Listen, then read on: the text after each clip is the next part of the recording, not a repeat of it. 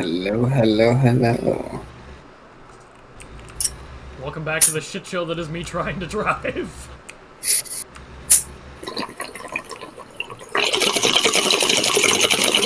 Of course you do that as soon as I start recording. That's my intro.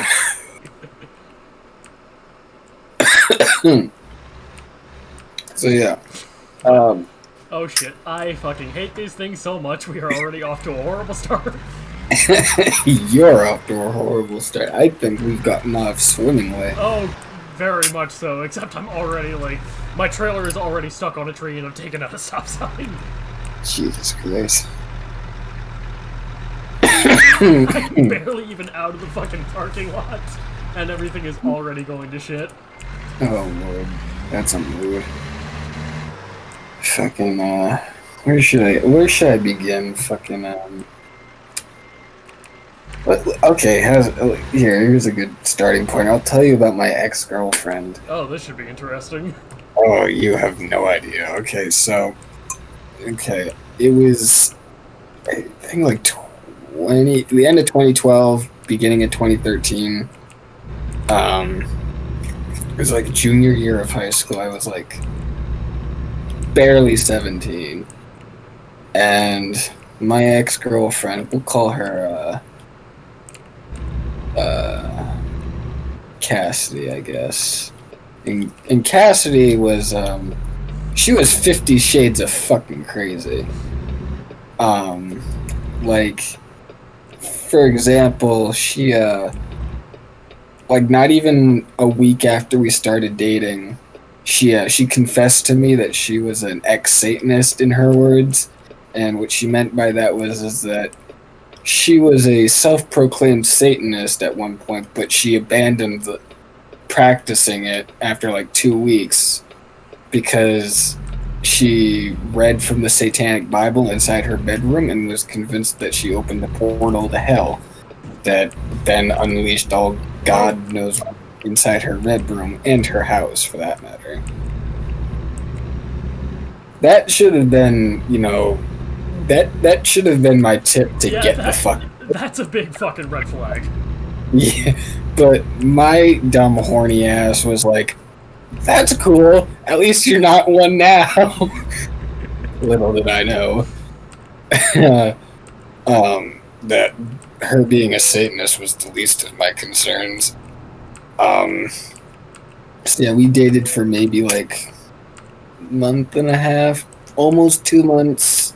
We started dating in like March and beginning of April, and she dumped me the day after prom. Nice. Fucking yeah, so that stung a little because it was also the thing about June is that year, like, my birthday's in June, so not only did she dump me like a week before my 18th birthday, but she dumped me, or it coincided with it being the day after prom and like a week and a half before graduation too. Oh, dude, that fucking sucks. So like it's like the trifecta of like when not to dump somebody. She chose to do it then, but also she did it over Facebook Messenger. Oh, dude. I had to see her in class the next day, I think, or I think it might have been a Friday or something like that. Like it was only like 1 or 2 days before I had to see her again in class, and needless to say, I didn't really talk to her much after that because she kind of ghosted me pretty hard. Yeah, I can imagine. She avoided me in the hallways. She avoided seeing me, in between classes and shit. It's just like, way to make it fucking awkward as hell, right? Yeah, literally, though. It's like, you couldn't have waited until after I graduated. It's like, I get it. There was any manner of things going through her head. I mean, I know now why she did it, and I'll get to that in a second. But I'm sure, me turning 18, because she was, I think, like 9 months, almost a year younger than me. And how I found out that she liked me is that, so my other friend, who I'll talk about a lot this session, we'll call them,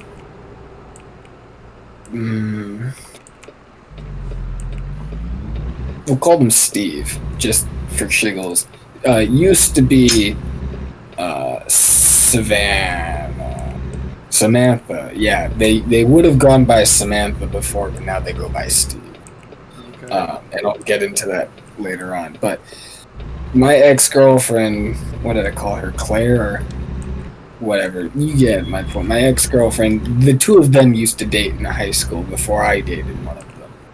And Steve dumped Clara after like 3 days because, in his words, that bitch is crazy. And this was before you were dating. Yeah, like, so they started dating on Friday. They broke up Sunday night, and my dumbass was like, you know what? It's been like 2 weeks since you guys broke up. I think I'll have a crack at it.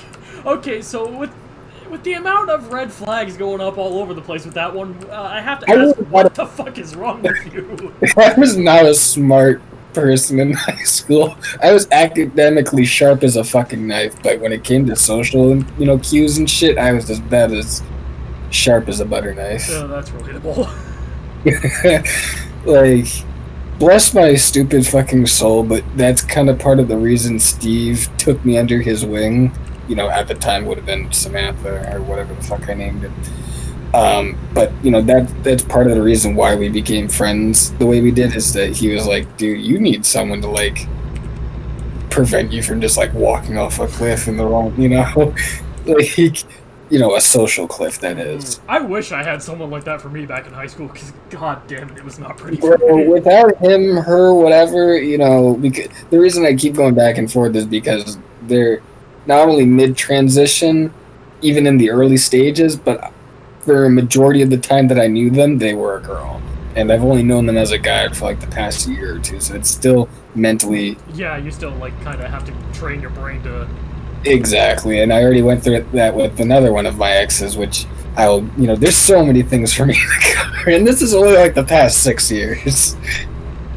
It's a good thing I have no issue with uploading multiple hour-long videos. Good.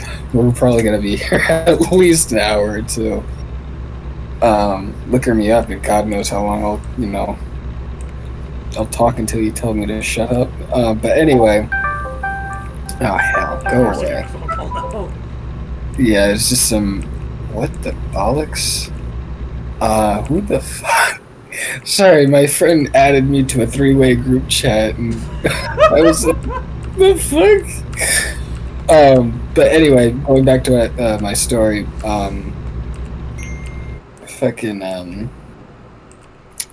so yeah, I was not a smart child. I was actually a very dumb child, for multitudes of reasons, but... As I think most people are. Yeah, hold on 1 second.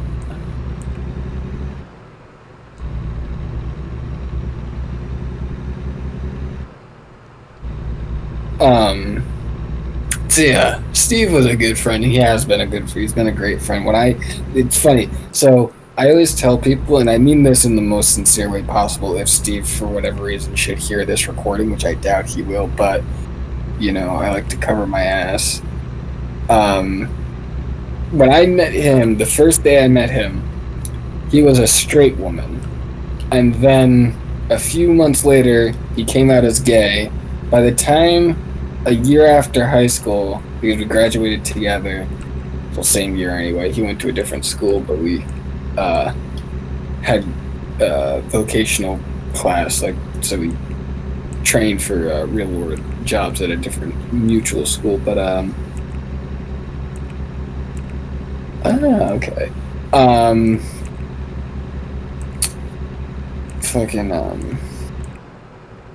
I'm like really high right now, so I'm gonna forget shit, or I'm gonna lose my place a lot.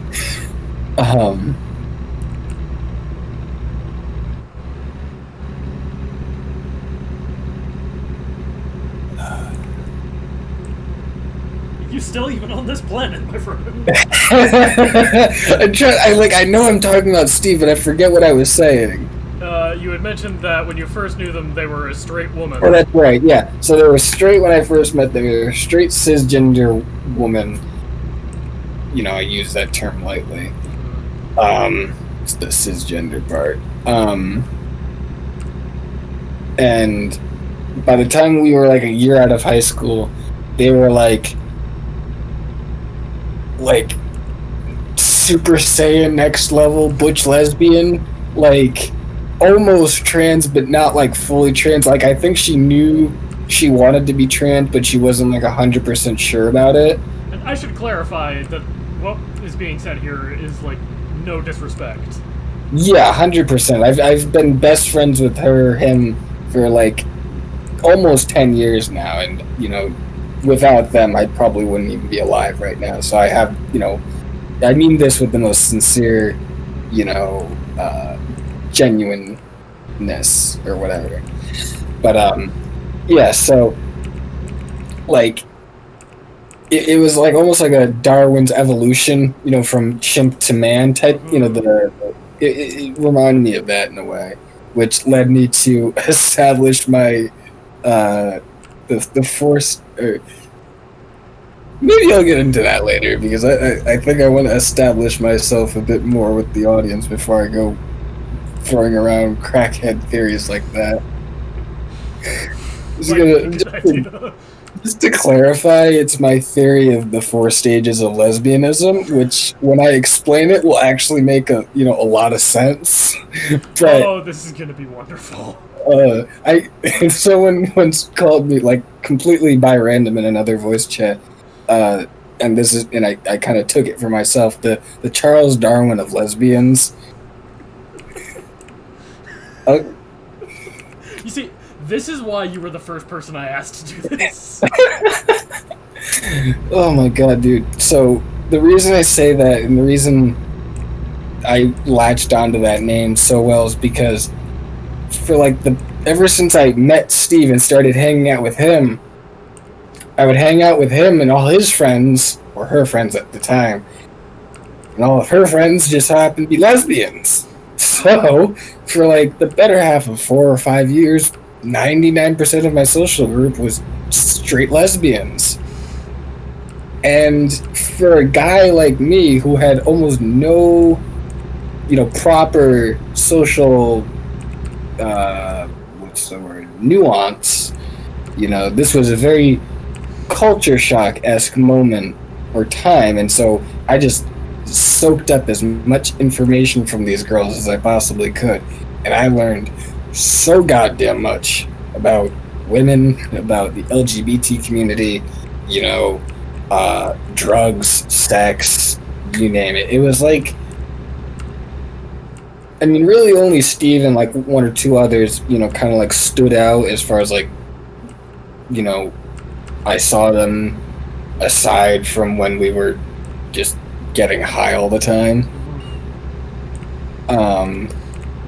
But I spent most of that time hanging out at her apartment, which for all intents and purposes was a lesbian trap house. Is this the one with the fucking drug-stealing demon? Yes, actually. You might want to tell that story now that I've mentioned it. Okay. Well, that comes in a bit later, because there's a bit of a timeline we have to follow before we get to that point. Alright. So just keep that one in our back pockets for now. Definitely. I would not miss that for the world, because it's one of my favorite. Like, all the shit that went on in that house. That house is one of my favorite places on this planet, like, hands down. And I've been to Vegas. Like, I have seen, been around some fucked up shit. And that place is still one of my favorite. But yeah, so back when she lived near me, because she lives way up in Maine right now, or he lives up in Maine right now, but back when we lived in the same town, I'd always go over his house, and we'd smoke weed, we'd drink, we'd hang out, he'd invite his friends over, and I'd sleep over there, and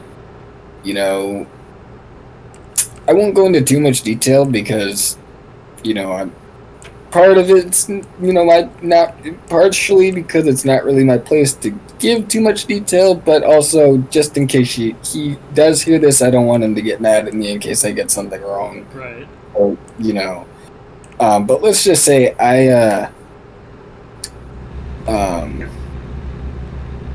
I had some very unforgettable moments in that apartment, as you can imagine. Oh yeah. You know, nothing like super crazy. Like there wasn't any like naked pillow fights or anything. At least that I was aware of. Like I'm sure there was. I just wasn't on for it. They would have. They kicked me out of the apartment that night before that it got to that point. She'd always like make me go home like before midnight or whatever. Like, but she would do it like super abruptly. Like the room would get like kind of like the mood would kind of like gradually but steadily like grind to a halt, and then she'd be like, "So when you know what time you heading home?" And I'm like, "Okay, right, or okay, I Steve, I can take the hint. I know whether that's going to happen with anybody that I'm seeing here or not. I can take the hint. I'll take my leave and go. So." She tried to keep the two separate, but there was, times where it overlapped, or, they would either say something or they just wouldn't give a shit, and they would, do stuff. Well, I was either within earshot or eyeshot or whatever, but I always made sure to, by that point, I kind of smartened up a bit and could take a hint or two. So I tended to keep my distance whenever it got to that point, because I didn't want to, be a third wheel. I didn't want to be that guy standing in the corner making everything awkward.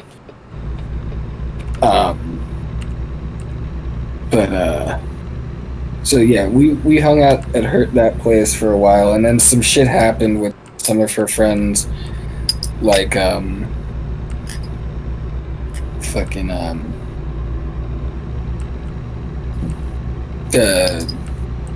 lots of illicit activity and things of that nature, and kind of coming back to bite certain people in the ass. And one thing basically led to another, and some legal issues happened. Money was an issue, and so she had to leave the state. Not because the police were after her or anything, but just because it was cheaper to live elsewhere. Mm-hmm. So it just became financially unviable to live where she was?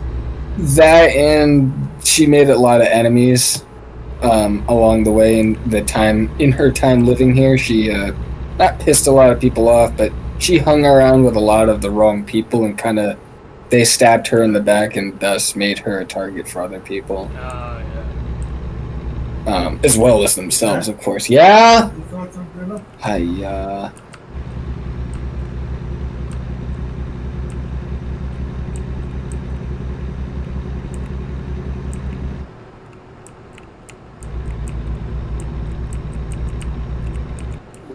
Anyway, sorry about that.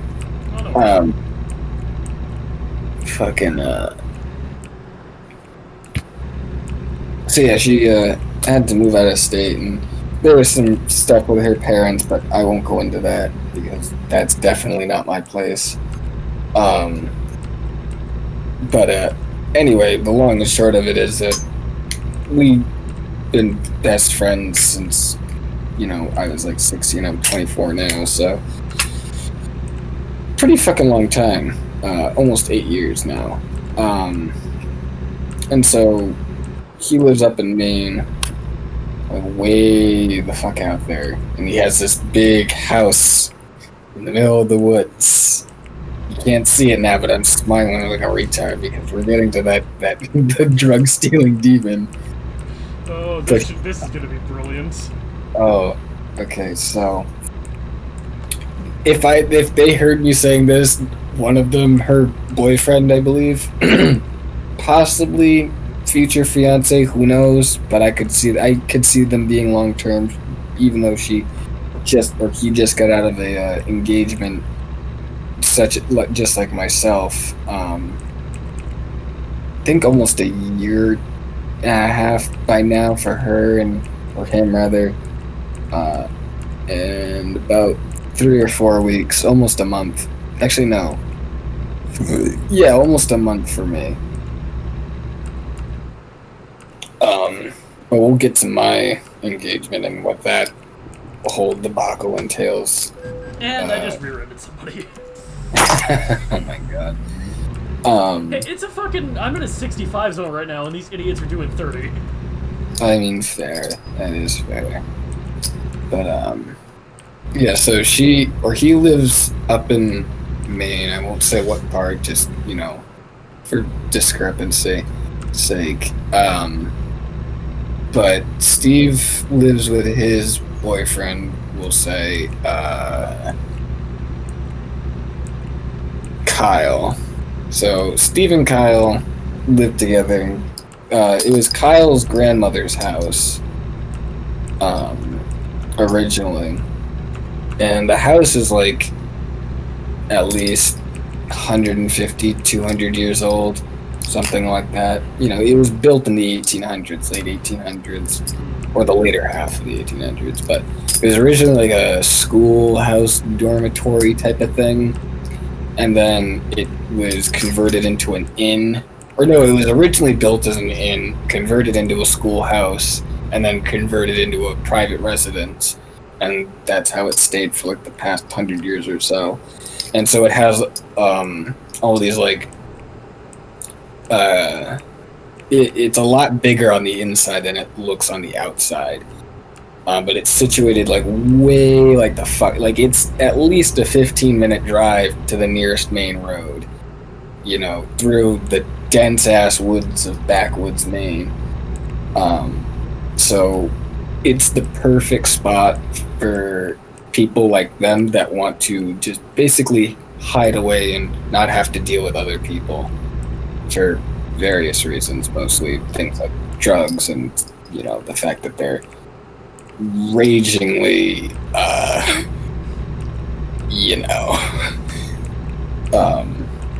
even though Maine is pretty good about that shit, it's just, they've had a lot of trouble with that, people harassing them in the past over it, both friends, family, and, strangers alike. So they kind of just are like, we're kind of over people in general, so we're just going to live out here.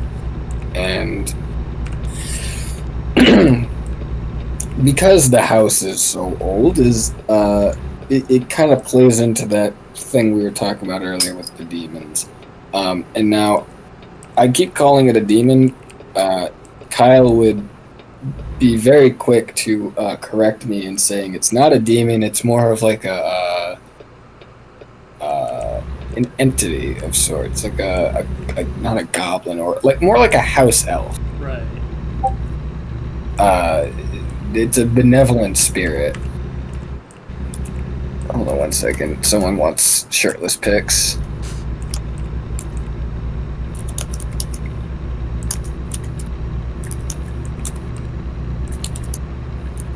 Well, that's an interesting thing to be interrupted by. Yeah, no, it's an art. The group chat that my friend added me to a minute ago or whatever, the third person is an artist, and she wants shirtless pics of me because she needs to practice her drawing. Right. So, give me 1 second.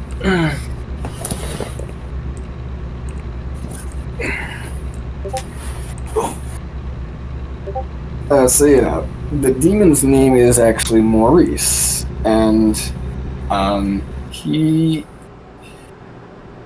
don't know where he came from, like, I don't know what his background story is, like, I know what part he plays in the house, but Maurice is actually the good spirit. There's two spirits that live in the house. One is Maurice, and he lives on the second floor in what used to be Kyle's old bedroom. Oh, that's just lovely. I popped a second button on that shit, so I'm gonna have to throw that out now. Fuck it. And so Kyle lives on the second floor. Maurice lives in the closet. It's this little, like, 3x5 room, this tiny little fucking thing. So basically just like a living closet. Almost. It has just enough room for a small cot, like a nightstand, and then the closet that recedes into the wall. And he lives in the closet, and he actually keeps there's a second creature, extremely less benevolent, in fact, almost aggressive, in the basement. And that creature has been there since before the house was built. Hell, it's been there before the land was settled by white people. In fact, they believe that it is actually an ancient Native American spirit said to guard the land that the house sits on, as well as the other houses in the area. And yeah, if I know anything about Native American spirits, it's you don't want to fuck with them. Yeah, and Maurice is the one that actually keeps the other spirit in line. So he kind of like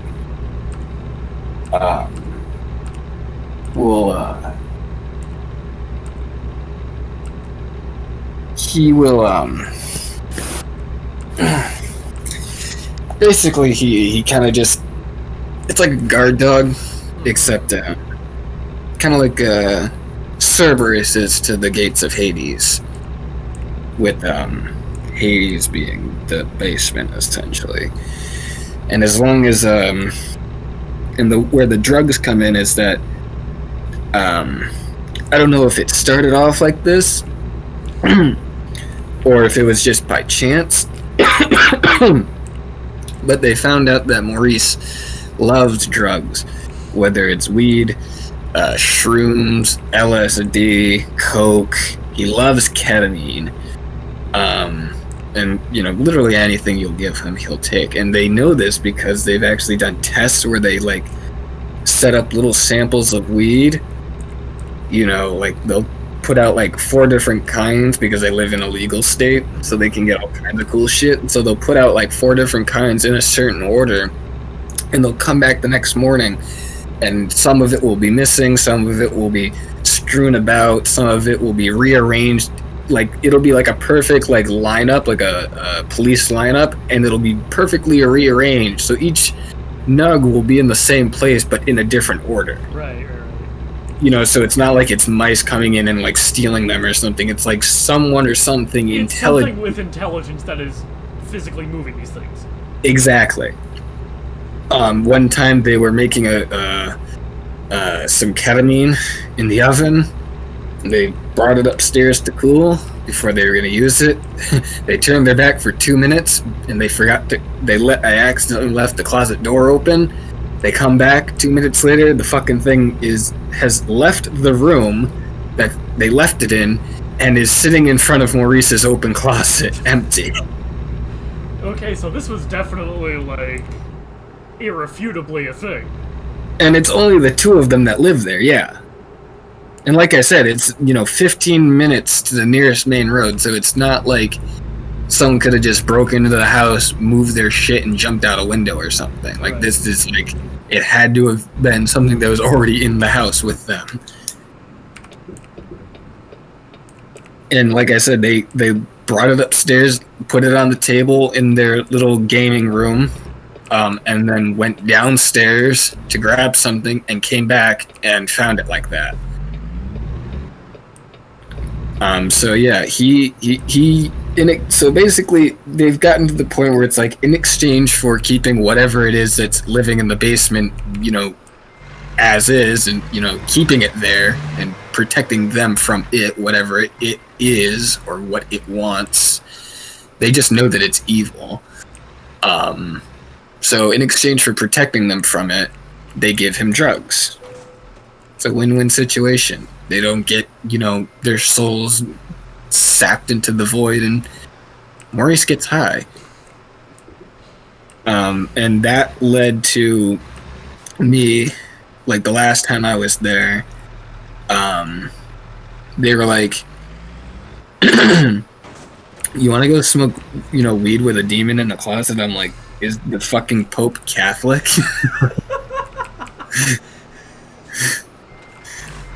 And so, like, this led to like a 20-minute conversation of who Maurice is, and basically everything I just told you.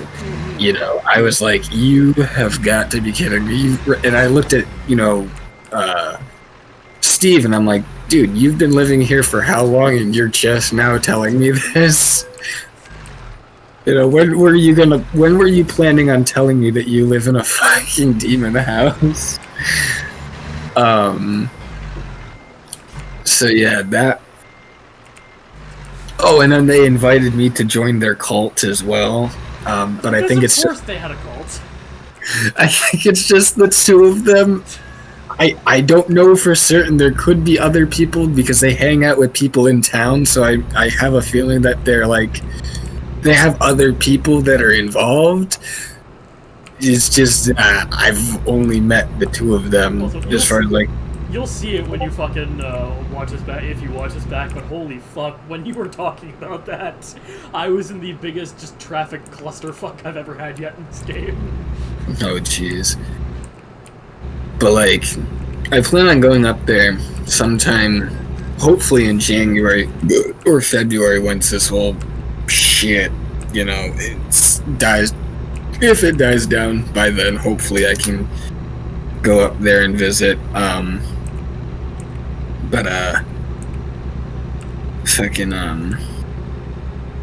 So yeah, that's that for that. What else? Oh, let's get into my other exes. We'll call them, because they went by different aliases, so they have two names each. So I gotta come up with a third different name that doesn't fit either of those, any of those. Because I met one, my first ex, because I dated both of them at the same. I was involved with both of them at the same time because we were poly. Actually, no. Then there was the third one. That's right. Fuck. Okay, so I had 3 from 24 now. So yeah, the past 3 years up until about less than a month ago, I've been poly. You know, polyamorous. So I had multiple partners. 2 females, well, trans females, and 1 male. My ex-boyfriend was from Northern Ireland. Hell of a nice guy. We're still friends to this day. And if you think I have some stories, he has some fucking crazy shit he could talk about as well, but I don't know how much he wants me sharing the shit that he's, you know, told me or whatever, because a lot of it is still currently relevant to him. So if he were to see this, I don't know how I feel about certain things. So I'll leave that one off for now. But me and him dated for about a year while I dated the other two, and the other two,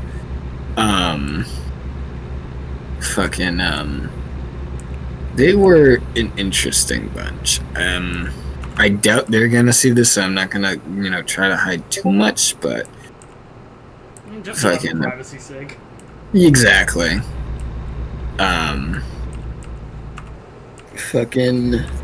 So the first one, we'll call her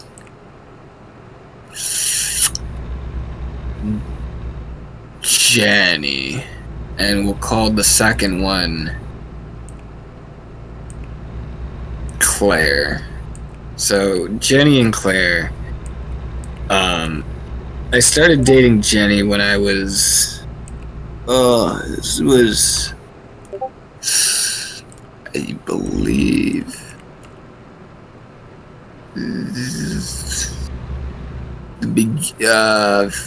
January in like 2017. So we were together about 3 years. And after about 6 months of being together, we dated long distance for pretty much the entire 3 years, except for a 6-month period where she lived at my house, and that was not a good situation. And then we'll get into my fucking work stories, and those are gonna be some shit.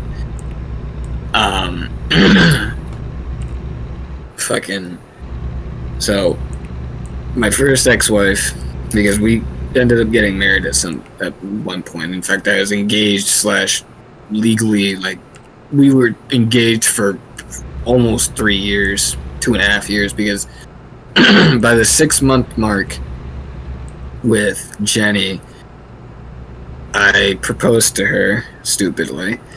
And she said yes. And so from that point forward to now, we were engaged, but never like legally married, though we considered ourselves man and wife. Same with my other wife. Yeah? Holy shit.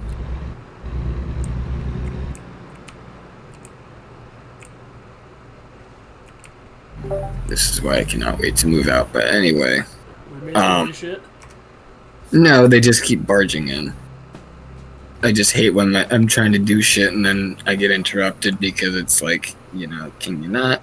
I keep my door closed for a fucking reason. How hard is that to figure out? But anyway, back to what we were talking about. So, 6 months in, I got engaged to Jenny, and by that point, our mutual friend, Claire, was like, hey, you know, this may sound a bit weird, but is it okay if I get in on this action?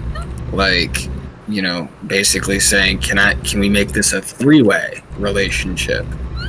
And I was like, well, let me talk it over with Jenny, because personally I don't have an issue with it. I mean, what 20-something-year-old wouldn't be down to date 2 girls at once, you know, especially if they're down for it, especially if it's their idea, you know.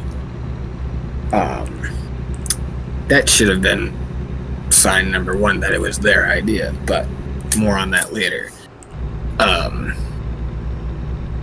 So I was like, Jenny, you know, Claire was like, yo, she wants, you know, so I clued her in on the situation. She was like, I mean, I don't have an issue with it, and you don't have an issue with it, so I mean, I guess we can give it a shot. And so we were like, yeah, sure, you know, come on in.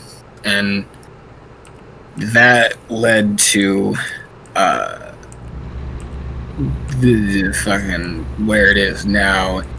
And while I never officially proposed to Claire, like properly anyway, she was still considered, I still held her in the same regard as Jenny, even though Jenny came first and kind of had a little bit seniority in that regard. So like, I would always refer to them, you know, as Jenny and Claire, not Claire and Jenny, you know, because in my mind, you know, Jenny was always going to be one above her, even though they were, like, I loved them equally, you know, one still came before the other, so just by that. And that's what makes those, like, situations complicated and stuff like that. Exactly. And that wasn't actually what befell the relationship. The relationship failed because, well, I didn't have an issue splitting my attention between both. It's just I couldn't commit to that kind of relationship for any longer without any forward momentum, because I was putting more into it than they were. Not that they weren't really trying, but like, or I shouldn't call it that, but it was like, for the longest time, we were like, we're gonna get this done, and we're gonna do this, and this, and this, and this. You know, we had this whole, like, grand scheme of things, you know, how we wanted the relationship to, you know, go a certain way.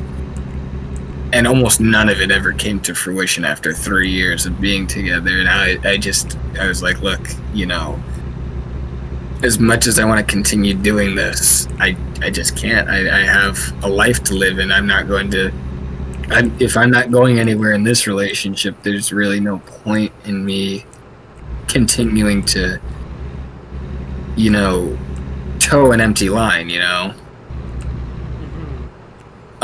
Granted, I put it a bit more eloquently and, you know, less bluntly than that, but that was kind of the reasoning behind it. Is it's like, it's not that I stopped loving them, it's just nothing that they were saying they were going to do was happening. So basically, the relationship just became very unfulfilling. It became extremely unfulfilling, like emotionally and physically. Like, you know, like, it didn't help that they lived in Colorado and I lived over here on the east, the upper East Coast. So there was a sometimes 3 hour time difference because because Jenny used to live in Nevada for most of the time that I've known her. And then Claire was originally from Kentucky and then moved out to Colorado to meet halfway with Jenny. So at any given point, there was as much as a 3 hour time difference for most of the time we were together. That alone put a strain on things because it's like I felt alone in my own, relationship. Like, yeah, that I can imagine would suck. Like, I don't have an issue with long distance relationships on the principle of it. I can deal with that. What I have an issue with when it comes to long distance relationships is making promises that never actually come to fruition, and that's like the only reason like the relationship is staying together is because of the vain hope that these promises were going to come to fruition, namely being all of us moving in together and getting away from our families. But nevertheless, we had a great time together. Fucking I went out to Vegas to visit Jenny one year. I stayed 2 weeks with her at her house, and man, let me tell you, some of the best 2 weeks of my fucking life, dude. Vegas is amazing. Anyone who gets the chance to go, I highly, highly recommend it because it's like, I'm sure a lot of people that are listening to this, all 5 of them, my videos are averaging about 12 views, so fair. Fucking anyone who's listening to this that hasn't gone to Vegas or has no idea what Vegas is actually like is probably picturing something along, something akin to like 1980s New York City where you're just bumping into people on the, every 2 steps. Some asshole turns around and tells you to screw off and shit like that just for looking at him the wrong way. But in reality, it's really just a bunch of pothead. It's like urban fucking, like, imagine if Coachella took place in a downtown Los Angeles. right. It's really all it is. It's just a bunch of fucking potheads all living together in one big city. Potheads, prostitutes, and gambling addicts is really all there is to it. So if none of that suits your, tickles your fancy, I would retract my previous statement.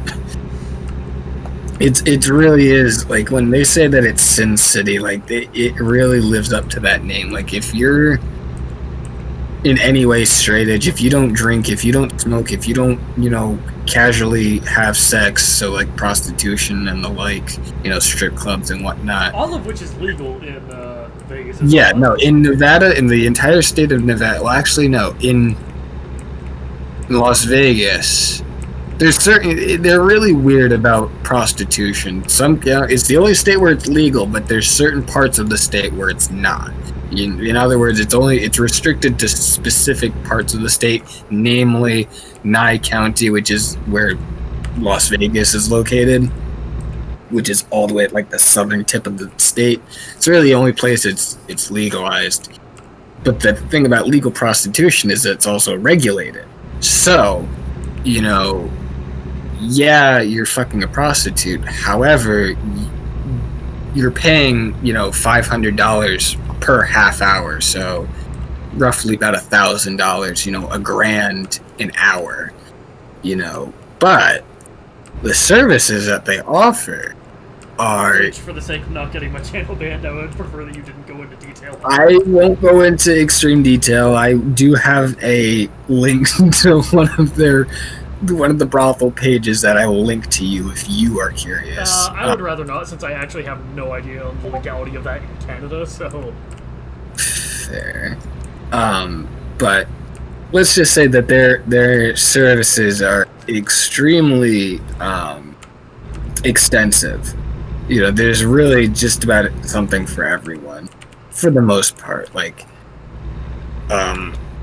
obviously they're not going to go into the more extremes of things, but I think a lot of people would be surprised by the, general variety that they offer.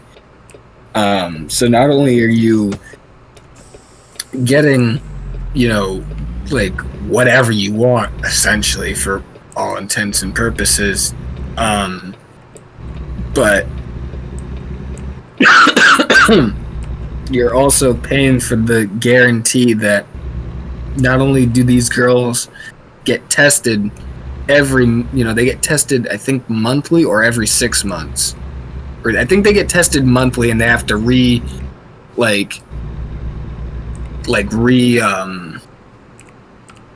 recertify, I guess you could say, their so basically, you're paying for health and safety benefits is pretty much like most of what you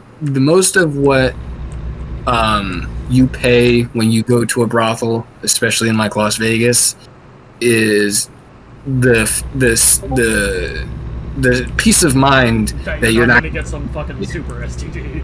Exactly.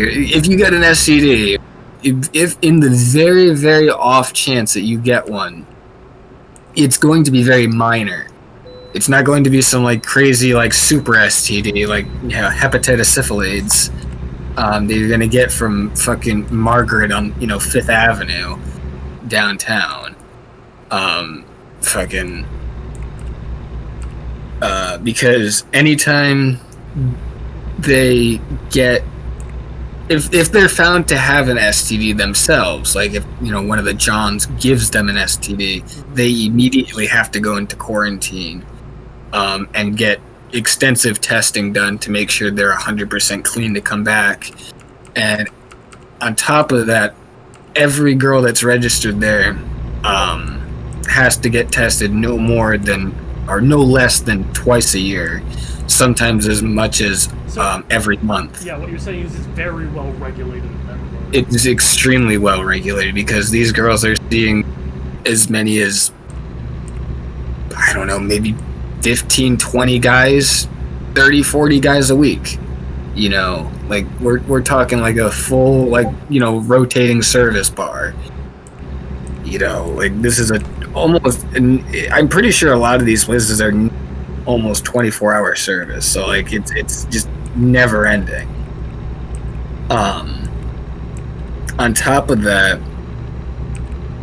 I said $1,000 an hour, but that's just an average, like ballpark, throw shit at the wall, see what sticks price. Not to cut you off there, Weezus, but in the sake of keeping my channel alive, because we are very much gambling on this topic. I'm not gonna go into like crazy detail. I'm just gonna say that I'm not even sure if we're allowed to be talking about this period. Well, you know what? It's okay. If my channel gets taken down, I blame you. If your channel gets taken down, you can have my that. Fucking each girl charges her own price, so there's never going to be, and I mean that like full stop, never going to be a set price anywhere you go. Every girl ever will always charge her own price. Typically that tends to be in the 500 per 30 minutes. But for the sake of your channel and YouTube's stupid fucking TOS, we'll move on to the next subject. Going back to my ex, I guess. So yeah, we were together quite a while. And it was fine for, like the first year or so. I use that, fine, quote unquote. But I don't know. We slowly drifted apart to the point where it's like not really worth it anymore. But so yeah, that's how I ended up throwing 3 years of my life away. Maybe I shouldn't call it throwing my life away, but I certainly. Do you regret I regret some things about it. Yeah, I regret, A, not being more open about it, but B, I regret not ending it sooner when I should have. It's like I feel like I missed a lot of opportunities to have genuine, wholehearted, fulfilling relationships, and instead I shunned those ones in favor of an empty and dying. I can understand how like that's a less than desirable situation. Yeah. So, but a lot of that was also due in part to the fact that both of them had a history of depression and suicide, and after what happened with my other ex, who also suffered from the same thing, I was afraid that if I broke up with them and they took it the wrong way, they might take it out themselves. Yeah. So yeah, I was kind of caught in a rock. I was kind of caught in a really shitty situation for like the past 7-ish months, where it's like I know I want to end it, but I have to figure out a way to do it where it's not going to have very negative repercussions. Exactly. And that was kind of where I, got stuck. It was like a stalemate for a while in my own head. Until I just finally mustered up the courage to just say fuck it, and I couldn't take it anymore. But that also coincided with, and this is gonna sound shitty on my part, and it kind of is, I admit that, but at the same time, it was a poly relationship, and it was an open relationship at that, in the sense that not only did I have multiple partners, but I could take multiple partners. So I wasn't restricted to just the two that I had. If I wanted a third or fourth or fifth or whatever, I was free to do so, in line with the terms of our relationship. So in the last 3 or 4 months that we were together, I was talking with a couple of other girls who I was going to have, my intention was to have one-night stands with, or, a couple of one-night stands, or, nothing, basically an on and off, nothing serious, just casual sex, essentially. And my wives didn't know about this, not that they needed to, because I was planning on breaking up with them anyway, as I previously, for the reasons I previously mentioned.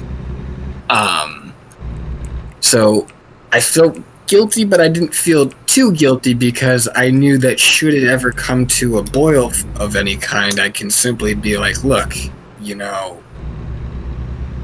already said that I'm free to do this. I just have to tell you that I'm doing it, which I would have done had it come to that point. But as fate would have it, so the two girls I was talking to, I had been friends with them for a while by this point, both of them, and they were like, yeah, we'll if we meet up or whatever, IRL. We talked on Discord and other shit, Snapchat and texting and whatnot. They're like, if we meet up, IRL, we'll totally bang you. And I'm like, okay, fucking bet. And it wasn't just like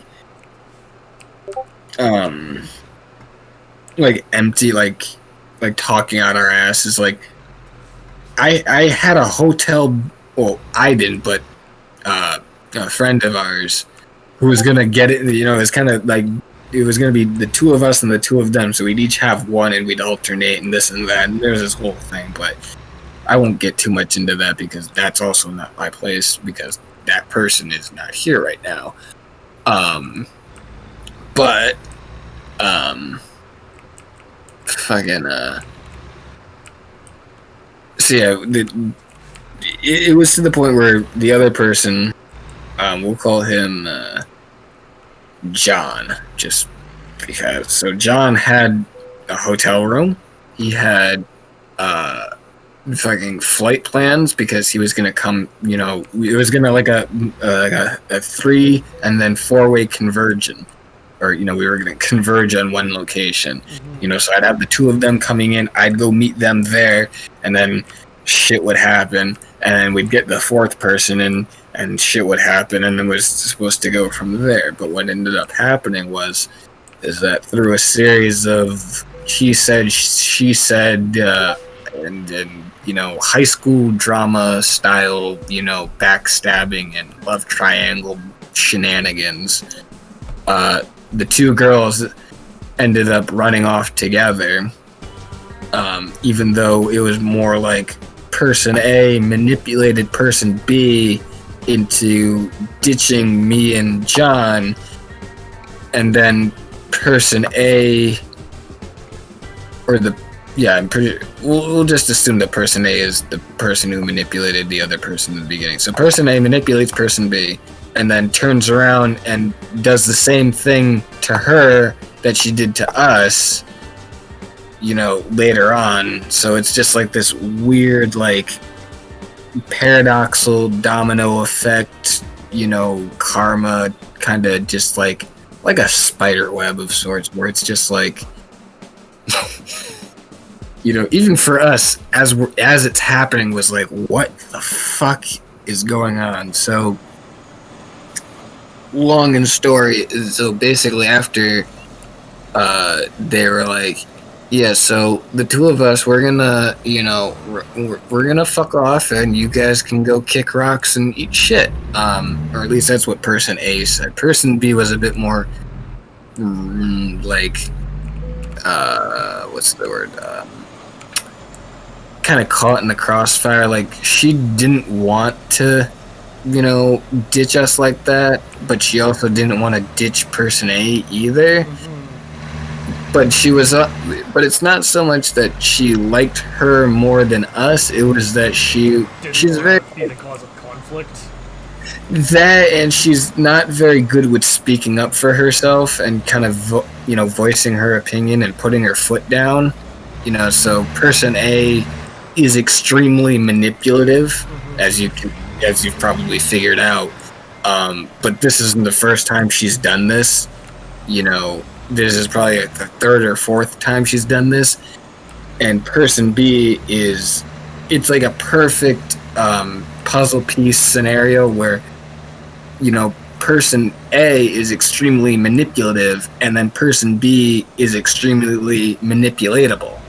You know, so person A laid the trap, and person B just blindly, like a blind guy through a minefield, not once but like 3 or 4 times, simply because she has a very difficult time standing up for herself, and she lets people take advantage of her, unfortunately.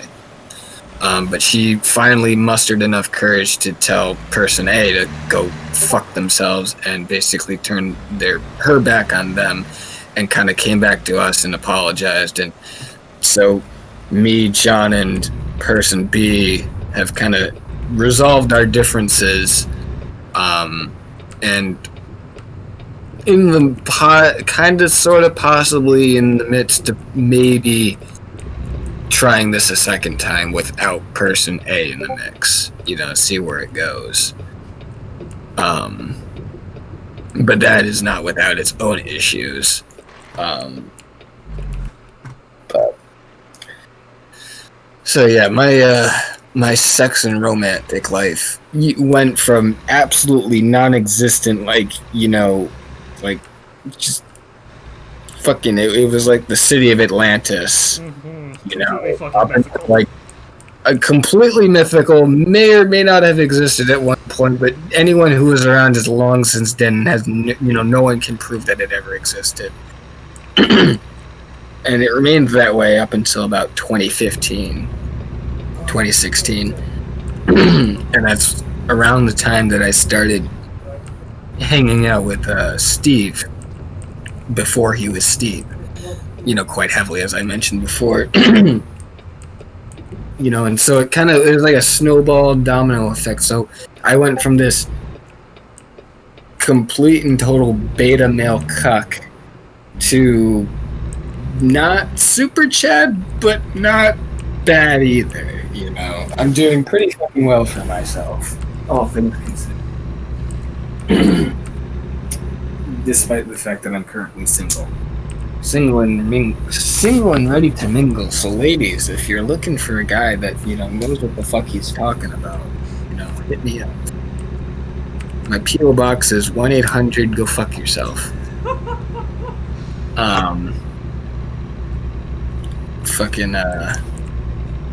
But I think that's a good transition as any to segue into my work life, which has kind of been a parallel train track to the, you know, runaway caboose engine that's also on fire. That was my romantic life. So yeah, a runaway train cart that's also on fire is my romantic life.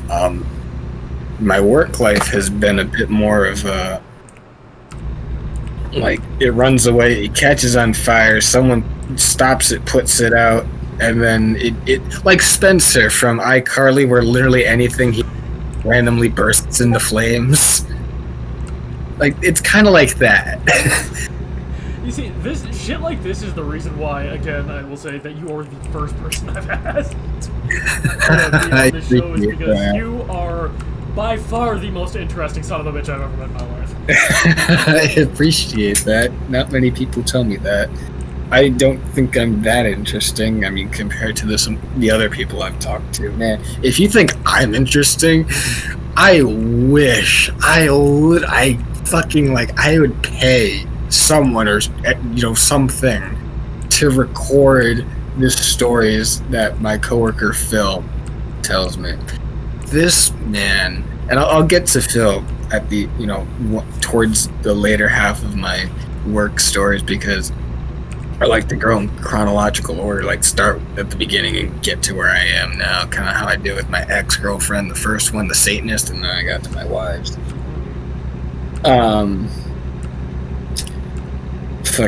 So we'll start at the beginning. I'd always been interested in cooking, even from a young age. Like, I grew up watching, like, the Travel Channel.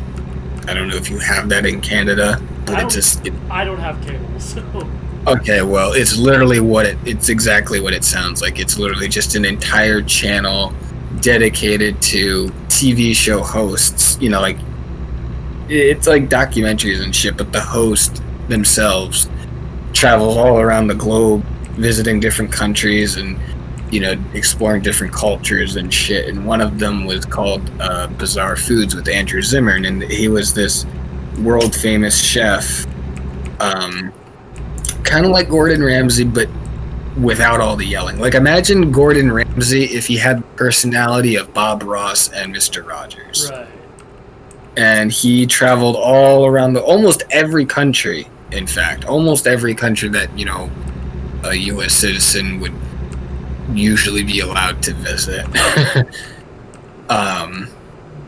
And so he kind of opened my eyes to the world of food, because before that I was American as one can get. You know, my knowledge of food was only about as extensive as the menu at McDonald's. And he and, you know, other people obviously helped change all that. And so when I discovered that I had not only a passion for cooking, but also, you know, I was damn fucking good at it for what it was worth, given that neither of my parents cooked, and I never had any formal training up to that point outside of school, you know, and that was only just like baking cookies and shit. I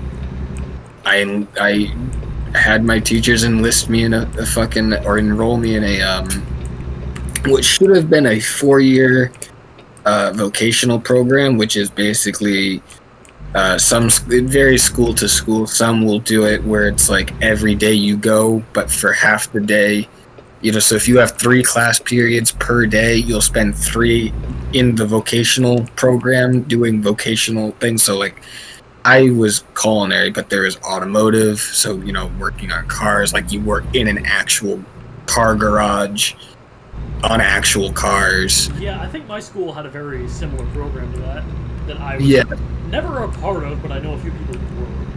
Yeah, a lot of places tend to, especially high school and college, but it was basically like you would do this program, and in doing so, when you graduated, you usually have a job already waiting for you when you were done. So it's kind of like a way to help students get a foothold in the job field before they graduated, or give them the skills they needed, so when they did graduate, they wouldn't have to like dick around for too long and waste their time. So I did cooking, but there was automotive, there was cosmetology, which was always fun to go to. Well, actually, I never went, but I knew a lot of people that did. They did, like, it was a salon, so you could go in and get your hair cut or whatever. My school had the same thing. Yeah, so I did culinary, and I did that for 2 years. It should have been 4, but I not only did I not find out about it until sophomore year, so I was already missed out on the first year by default. But on top of that, it took them 9 months to get my paperwork to go through, when it shouldn't have taken only less than 2 or 3 at best. Somewhere along the lines, it got gunked up in like the superintendent's office. Like, it just fell into a filing cabinet and was like forgotten about or some shit, which really pissed me off, because it's like, you just cost me a whole fucking year of training. But that's okay, I can make up for it. I'm a good fucking student. And I was so good, in fact, that my boss, or my boss, the head chef, my teacher, specifically selected me to, he had a friend downtown.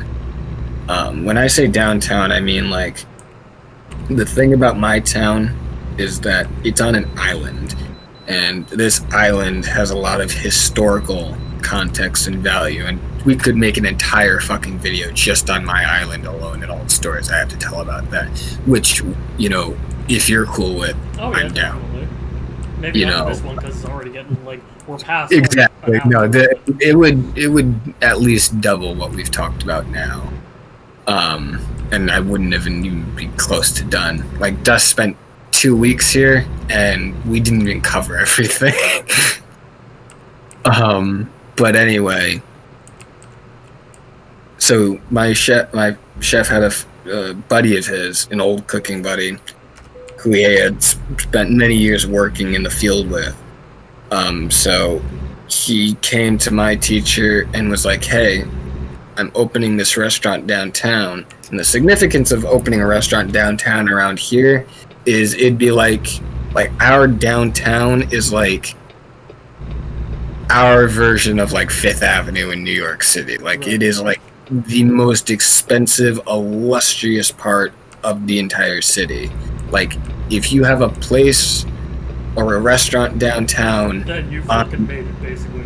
You've basically fucking made it. Like, you either have a lot of fucking money, because my restaurant, the one that I started in, when they built that place from the ground up, because they knocked down the old restaurant that was there because it was actually structurally unsound. That's why it closed down. Like, you would walk through, you could feel the whole, you'd like walk up the stairs and you could feel the whole building move. Just like fucking start shaking, basically. If there was enough people on a busy night, the whole place would move. Yeah. Like a fucking bouncy castle. Jesus. Yeah. Terrifying. I mean, it's an 80-year-old building, mostly made of wood, sitting literally on the mouth of the Atlantic Ocean. Just exposed to every manner of like sea-based weather front. So you can imagine that the elements took its toll. But anyway, so they tore down the old building and they rebuilt it from the ground up. And guess how much money it was 2 people, right? 2 people built this place. Guess how much it cost them to build it? I'm gonna say within the ballpark of a few $100,000. A few $100,000. $4 million. Holy fuck. And that wasn't even their only restaurant. Between the 2 of them, they owned like half of downtown, as far as the restaurants. So they were rich as fuck, basically. they were both multimillionaires. Jesus. And that was normal for like downtown. Like when I say that my town used to, like, from about 1880 through about 1960 or thereabouts, the Kennedy when Kennedy was president. So like 1963, 64? Up to that point, right? Up to that point, because after that it kind of died down for a while for reasons that I'll go into in the other video. But for about 60, 70, 80 years, depending on who you ask, my island, or at least that part of the island, was the Beverly Hills of the East Coast. It outranked New York, it outranked DC, it outranked literally any big name city you can think of on the East Coast. None of them had the notoriety that my island did, and the reason for that is because that post-Civil War era, all of the rich people in America down south were like, man, this summer weather fucking sucks. Let's go up north where it's nice and cool. And so all these rich people started flocking to my island, and we're like, man, this place is fucking great. Let's build all our mansions here. And so they built, they had like an arms race of architecture where they just built these illustrious grand summer houses. Like, we're talking like miniature versions of Versailles in Paris. Holy shit. Man, one of these days I gotta fucking come up and hang out with you. Bro, anyone who can come out here is more than welcome to hang out with me, as long as they, I know them, of course. I don't want just random people off the internet showing up at my door. It's like, hi, I saw your podcast with Crazy. Can I come hang out with you? No, the fuck you can't. Get the fuck off my lawn. Ma, that weird cat is back and it can talk now. But yeah, so I'll go into that more. But you kind of get the point. So that notoriety of, this is where rich people come to hang out, that has always stuck with us. And for a while it did die down, but then there was like a revival of sorts, a renaissance of people, remembering and, rediscovering the island essentially and all its history. And we've kind of been riding that gravy train for the past, since at least the late 70s, early 80s, specifically because that's kind of when things started picking back up again. We also held America's Cup, which is an international yachting race, where it's kind of like the Around the World in 80 Days story, but with boats. And it's basically like a bunch of rich people in their yachts and sailing vessels flock to, wherever it's hosted. It's like the Olympics, but for sailing. So you can imagine all the hoity-toity sailing boat people come here, and they come here a lot. So, and there's still a lot of celebrities that live here, like Judge Judy, Taylor Swift, the Smith, Will Smith, him and his family, Beyonce and Jay-Z. They all have houses here, and they all come here every summer. Jay Leno, he has a whole ass house here just to store his fucking car collection. Jesus Christ. And we're not talking just some nice house on the hill. We're talking like multi-million-dollar mansions on the water, like completely overlooking the Atlantic Ocean, like with nothing inside, like your entire peripheral vision. Like you stand on one of these properties and you look straight out and it's literally nothing but ocean. God damn. But imagine just having the money to be able to afford to do shit like that. Right? And again, I'll get into a lot of that and what you just said, specifically later on in another video. But if anyone listening to this is curious, you can go ahead and look up the Vanderbilt family. Cornelius Vanderbilt. The most famous of the Vanderbilts is Anderson Cooper.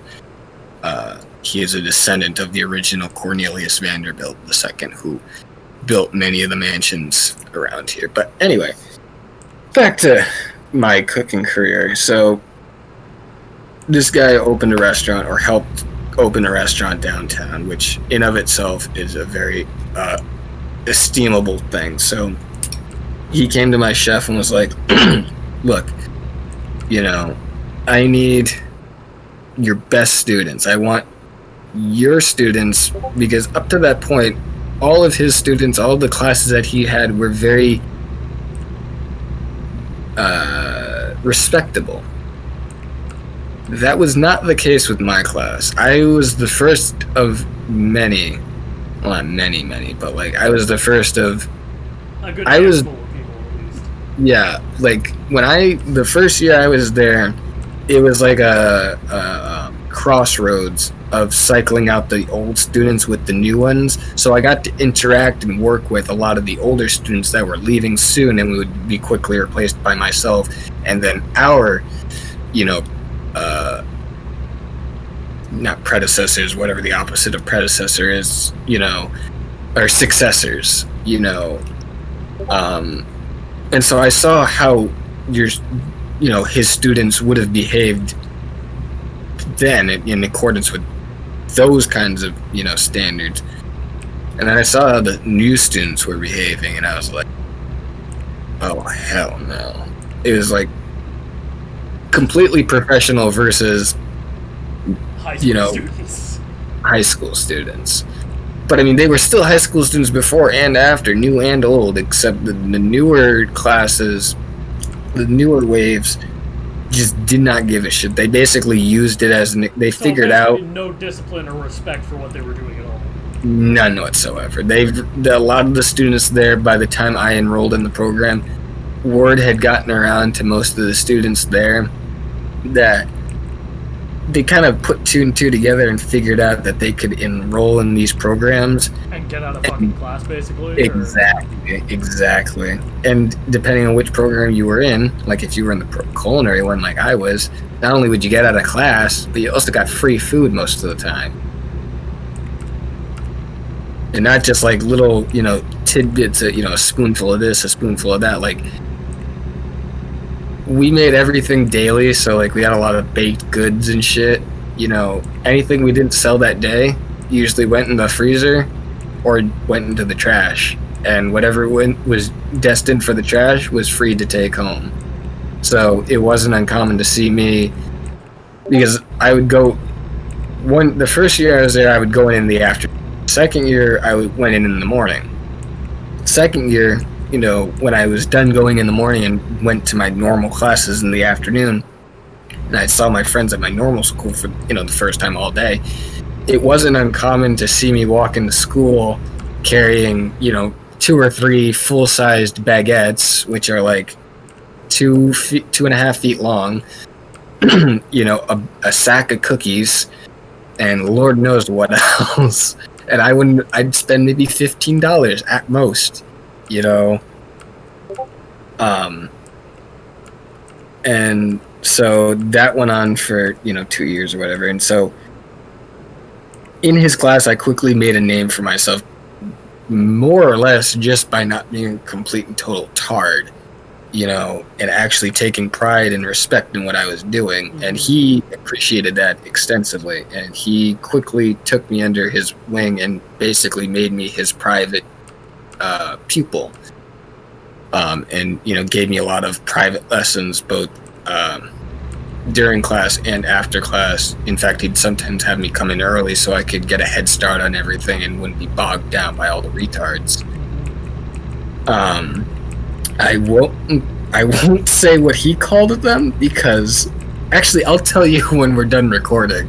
But if that other shit wouldn't get your channel banned, that definitely would. Oh, I'm looking forward to hearing this. Oh, you're gonna like shit yourself, because it's like the most god awfully politically incorrect term for that group of people. Oh god. Like, I'm sure you and the audience are already formulating in your heads what it is I'm rambling on about, but only you'll actually know. So I mean, everyone can kind of just do with this information what they will. But anyway, so basically I stood out among the rest, and because of this he showed me a lot of extra attention. and helped mold me to become a better cook. And so by the end of my first year, his buddy downtown was like, I'm opening this restaurant. I want some of your students to to come work for me downtown. Are there any that stand out to you that would fit the bill? And what he was asking was a very hefty thing, because the thing about downtown, working in the restaurants down there, is that it is egregiously difficult work. Like, the job that I'm at now, when I first started, I was telling some of the guys that I work with about the shit that I did downtown, and they're like, so you worked downtown for 5 years? And I'm like, yeah. And they're like, dude, that's like 15 years off your life. And I'm like, I know. And not even just from drugs or drinking or anything like that, literally just the stress of working down there. Like 5 years is equivalent to like 15 years. So like 1 year is 3 years off your life. So compound that with the drugs, and how much would you say you have left? Okay.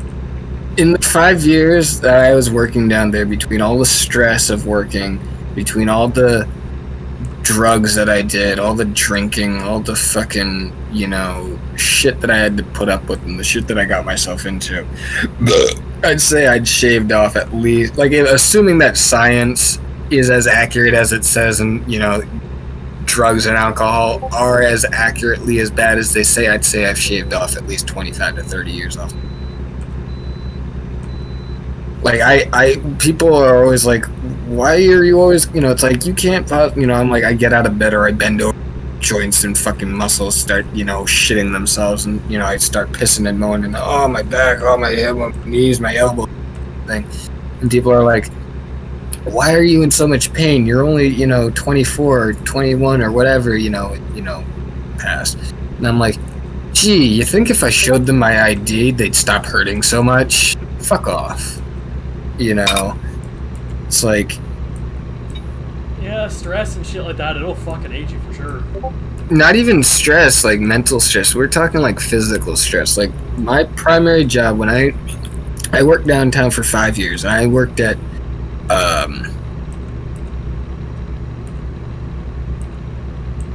like 2 or 3 restaurants down there. Primarily one specifically. I spent like 4.5-5 years at one, and then like a collective, few months at a couple of others here and there.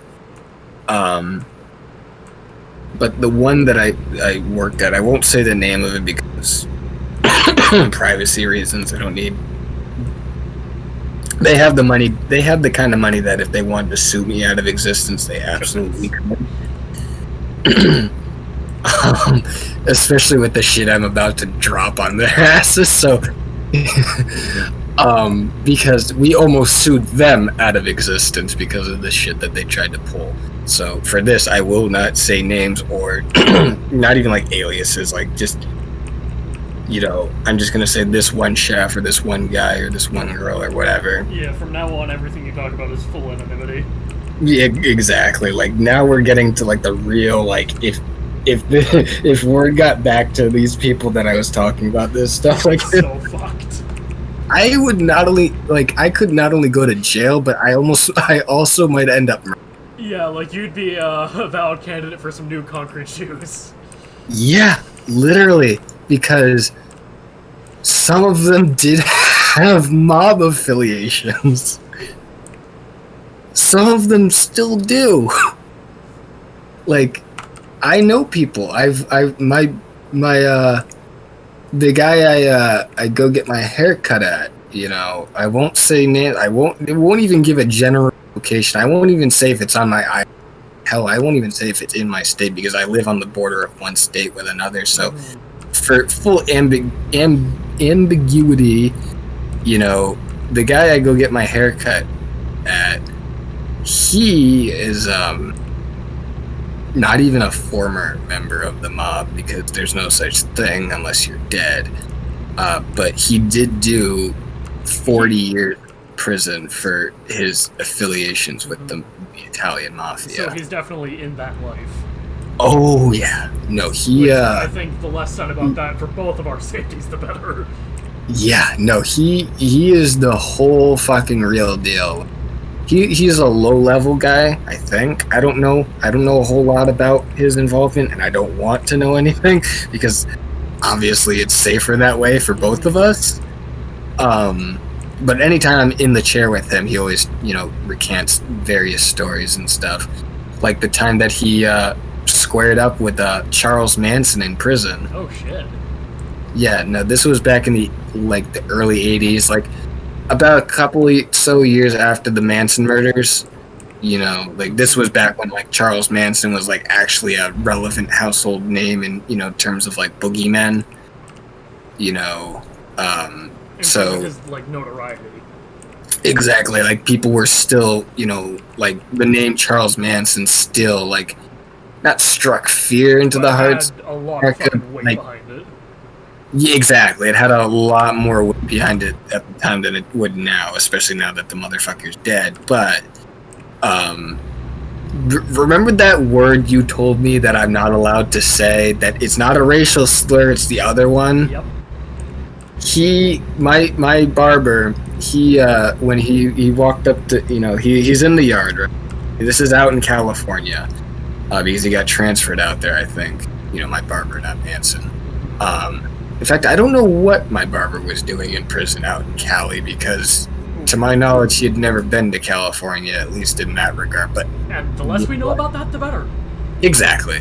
But so he's out and he's in the yard or whatever, minding his own business, and he's not that tall. He's about average height, maybe just a hair under average, 5'6", 5'7" The reason I even point that out is because Manson is only 5'2", 5'3". He's very short. That's where a lot of his, complex comes from.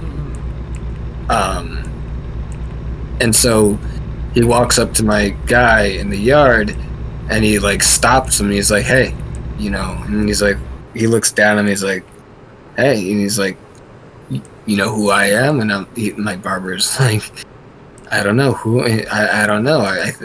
Basically, he's like, "I don't know." He had the balls to mouth off to Charles Manson, basically. Yeah, he called him that word that you told me I'm not allowed to say. Called it straight to his face. Didn't even fucking miss a beat. He's like, "Hey, you know who I am?" And he's like, "I'm Charles." He's like, "You know who I am?" He's like, "No." He's like, "I'm Charles Manson." He's like, "Oh, I thought you were, that word. F word." And after that, Manson, never said anything to he never said a word to him again. He never even sent it. He apparently, from what I've learned through my barber, is that Manson is actually a total bitch. All of his power and his from his ability to manipulate people. Exactly. He himself is as bad as a house guy. He might shit in your cereal, but that's about it. At least, in prison anyway. I still wouldn't be caught dead. I still wouldn't want to run into Manson in a dark alleyway, obviously, but in prison, he was about as harmless as a butterfly. Because obviously everyone already knew who he was and obviously knew to stay away from him.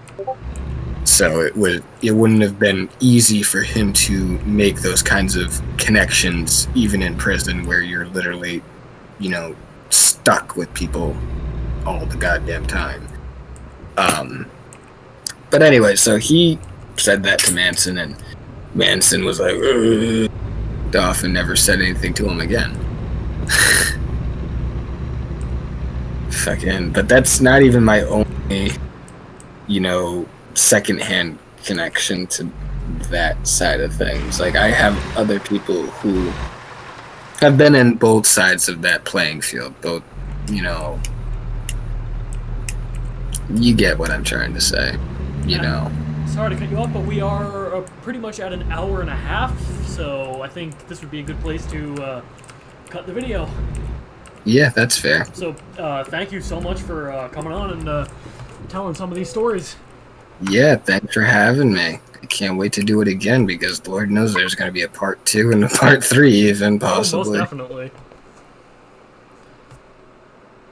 So yeah, it's been great hearing these stories from you. Yes, sir. I've been, it's great to have someone to share them with because most people are like, yeah, that's nice, and then they just change the topic after 5 minutes. Mm-hmm. But yeah, we'll definitely do this again, hopefully very soon. Hell yeah, dude.